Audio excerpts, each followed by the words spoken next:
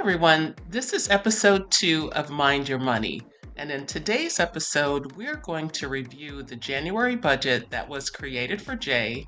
We're going to look at the forecasted numbers and what she has actually spent month to date and just see how it's going so far. Stay tuned and enjoy.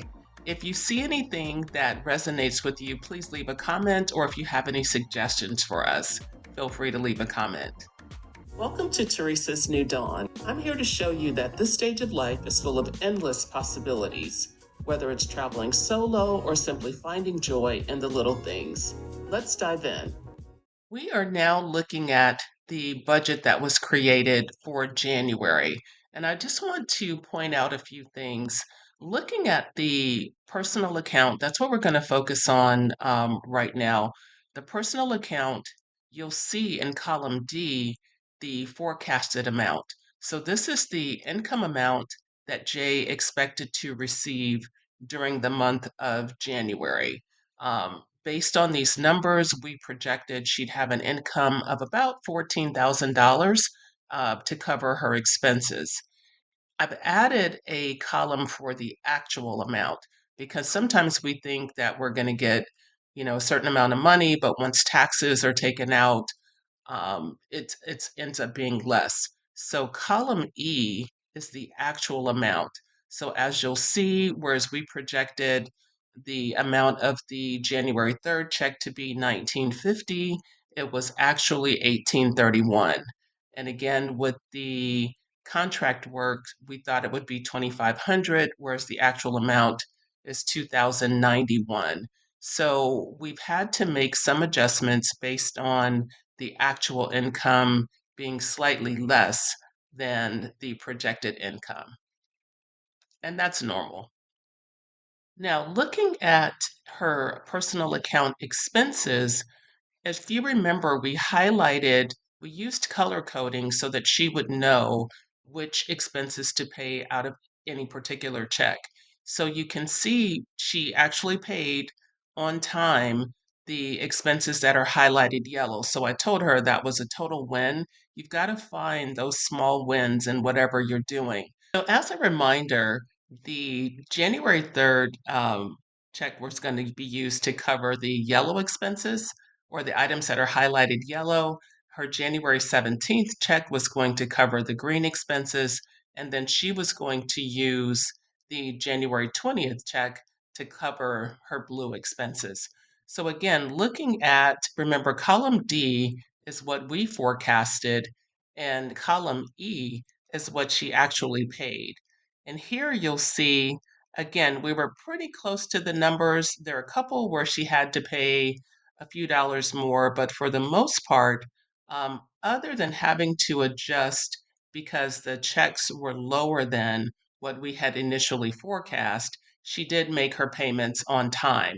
And I wanted to share with her that it's important for her to acknowledge that because made the payments on time, which resulted in her not having any overdraft charges, which was big for her. That was one of the goals that she wanted to get to the point where she did not kind of give away money with those overdraft charges. So I wanted to take the time and point that out to her.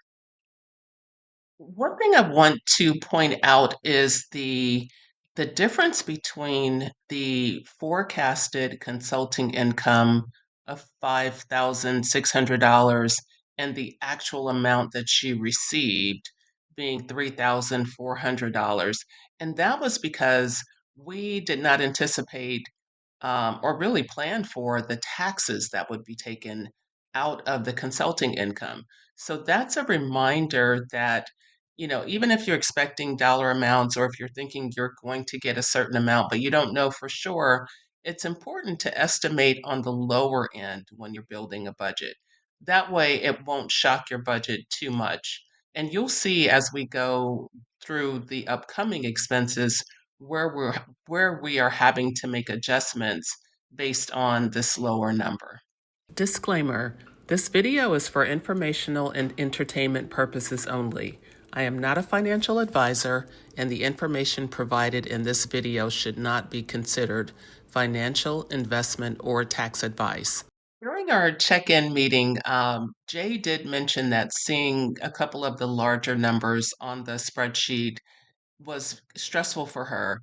And I encouraged her to not focus on those numbers, but just to focus more on knowing that she would have enough money to cover her expenses for the month. Try to think of the positive versus the things that are going to induce stress when you're working with your money. As we look at the next section, these are mostly the bills that are upcoming or the expenses that she'll have to pay toward the end of the month.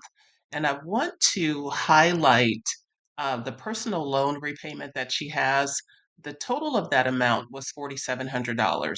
And when we thought that she was going to be getting the $5,000 income, we had planned for her to pay it off at the end of January. But since that amount was reduced by about $2,000, we decided to split this payment into 3. So what she will pay is $1,500 and $1,567, and she'll make that payment for 3 months to get that payment, paid off, and that made her feel much better than having to look at the $4,700 on the spreadsheet. The other thing I wanted to point out was we had talked about possibly doing a fast for some of the fun activities that could cost her up to $800 a month. She did share that she had participated in a couple of them, but she had only spent $200 a month, which I think is a win. So I pointed that out to her again that it's okay to make necessary adjustments because you don't want to feel like you're depriving yourself of a lot of things, but she's still moving closer to her goals. So that is still a win for us. So, as I wrap this episode up, I want to point out her wins so far for the month of January. I think it's very important to do that and to give yourself credit when you're doing a great job. Her wins so far are that she hasn't had any overdraft fees, she's paid her bills on time, she has enough income to cover her expenses, and she hasn't used any of her credit cards to pay any expenses. So, all of those are very important, and I wanted her to take the time to acknowledge that. Thank you for watching the video. If you have any suggestions or comments for me or Jay, please leave them in the comment section. Also, be sure to like and subscribe and share this with anyone you know who may be in the process of trying to get a handle on their finances.